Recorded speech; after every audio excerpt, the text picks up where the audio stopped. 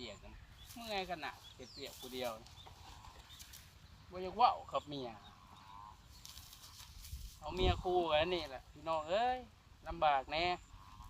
ยามันเถอะเมียก็ดีนะนึง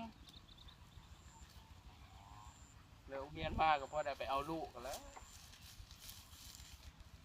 กันสิเว้าย่ำเศร้ามากอะโอ้ยบ่ได้เว้าเพื่อสิออกแต่เฮือนได้อะจักแต่งหน้าทาคิ้วแต่งหน้าก็เป็นชั่วโมงพุ่นแหละคิ้วก็จักสิแต้ไปยังโค้งจนหอดพี่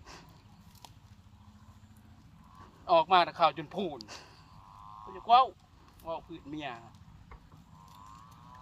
มันศูนย์นี่ลีพี่น้องเลยเปียกเมื่อยคนเดียวนี่มือแรงเด้อจัดการนักๆโลด